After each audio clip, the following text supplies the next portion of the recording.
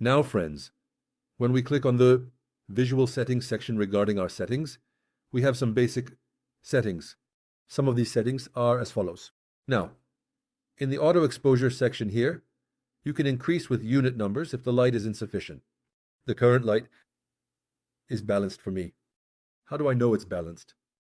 When I look at the dark area right now, and when I look at the area where the light falls the least, it's about the visibility of shadows and materials. Look, I'm looking at the farthest corner. The materials are visible. Friends, there is no problem for now. If you want, you can set the exposure to 53%.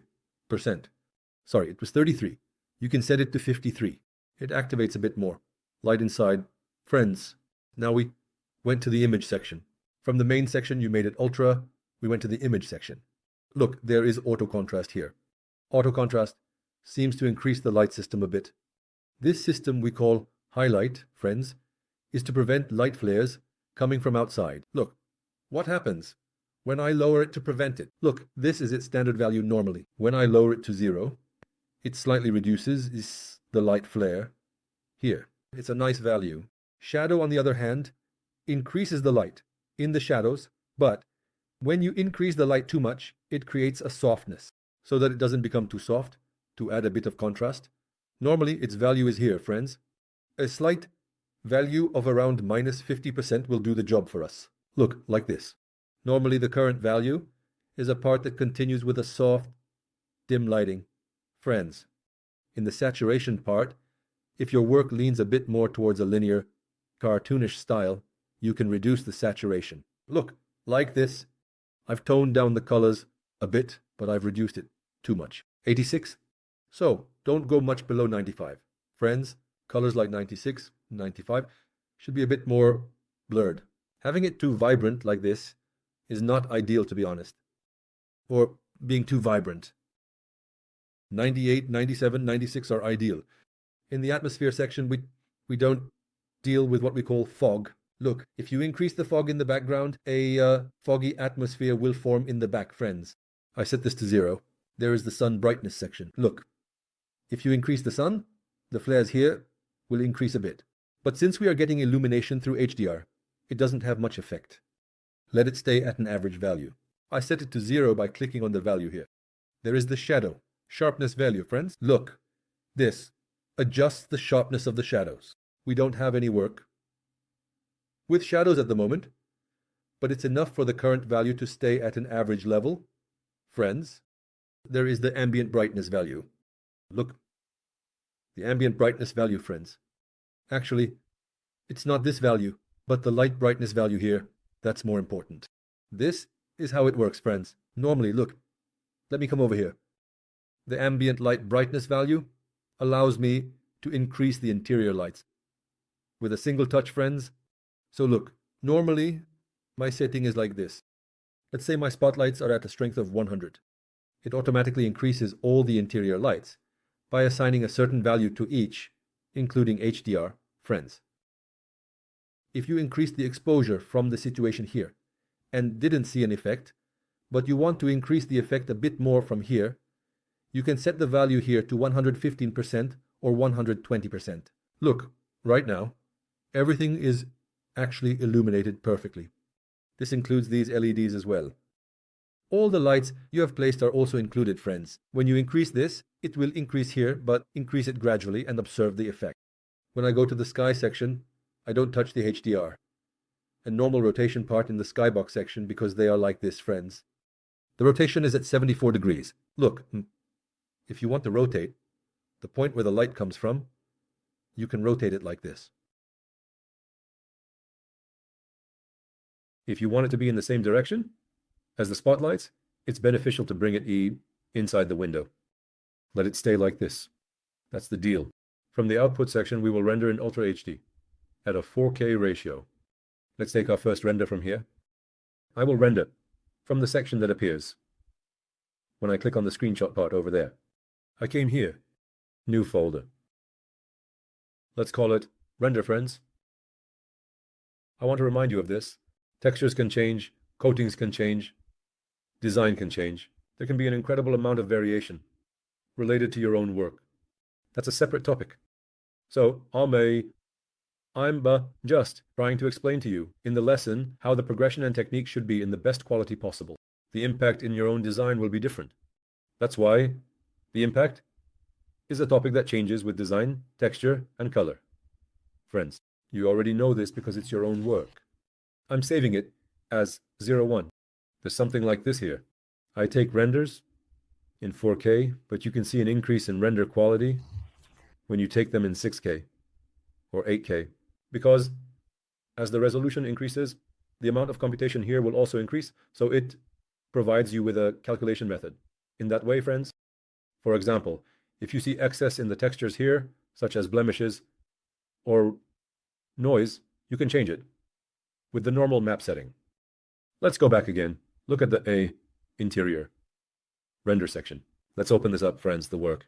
As you can see, our work is quite beautiful and pleasant, friends. It's a very efficient work with nice toning. At the end of the lesson, we will see how to enhance this work with artificial intelligence. Sometimes there can be changes in artificial intelligence. Sometimes results can emerge in different ways. It changes the design, but it's a normal and ideal method for making the work a bit more diverse. If I want to render in a different way from here, look, I can also take a render from here, like this, friends.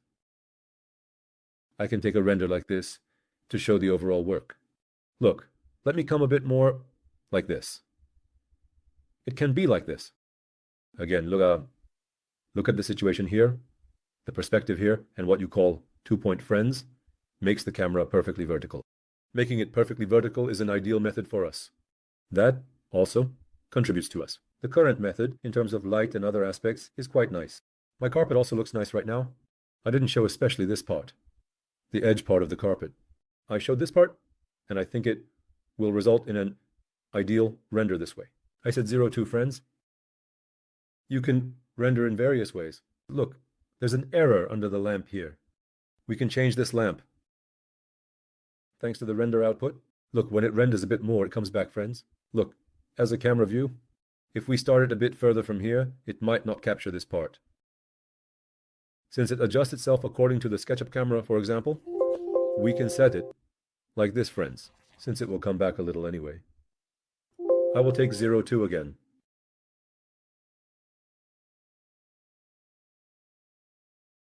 You can change many things in the project. You can add materials from Enscape's own library. There are many objects, many events, friends. There are objects.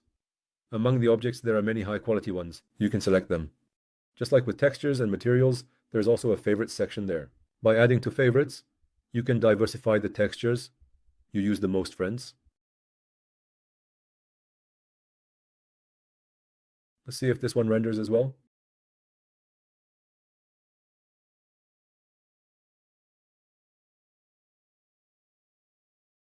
I'm leaving from here.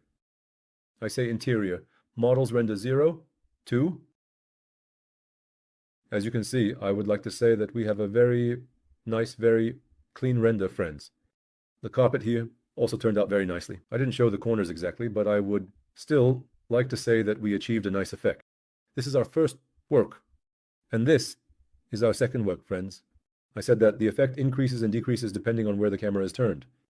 The effects can increase or decrease depending on the point where the light comes from and the viewpoint. Look, we can also capture it a bit from above like this. We can capture the exterior view, friends. A view like this. Vertical view. Let's take a look like this. I will also show the close-up and artistic parts, friends. I will show if we can get different blurry images. I will capture an image from here as well. I am saying save as 03. All the processes we have done are actually topics that we can balance without requiring Photoshop, friends. I have adjusted them this way, the light and other systems. We had a setting, it just came to my mind now. I want to show that immediately as well. Regarding color tones, it's the color temperature setting, friends. You can find it in the settings section. Under the image section, it says color temperature value. When you increase or decrease it, see when it goes up it turns blue, when it goes down it turns yellow, friends. A value of 7,500, 8,000, such a value will suit our needs. So a value of 8,500, 8,000 will suit our needs. Let's take a look at this. Again, or from the last render we took, from 03, friends. As you can see, it's very vibrant, very high quality. A render image where you can see even the condition of the ridges on the wall here. Maybe the lower parts of these might not have turned out well. You can change them yourself, friends. I left them like that. As I said, different types of renders can be taken from different places. There was a color change because I shifted the colors a bit more towards blue. Look, we can also take another render image from here like this. Let's do it this way. Without showing this part completely, let me show it from halfway of this part, like this. We can also take a render like this. Let's call this 0, 4. Because it creates a shadow and light blending between the normal image and the render. A different result will emerge, friends. That's already happening. Don't be afraid to give light to every part little by little in Enscape, because these are render engines that work through graphics cards, friends. Enscape is a type of render engine that requires light. Therefore, it is beneficial to add plenty of light. Of course, while adding plenty, not too much, adding in moderation will always yield positive results. As you can see, we achieved a result like this. In our other section, there are different rendering techniques. Friends, I will talk about them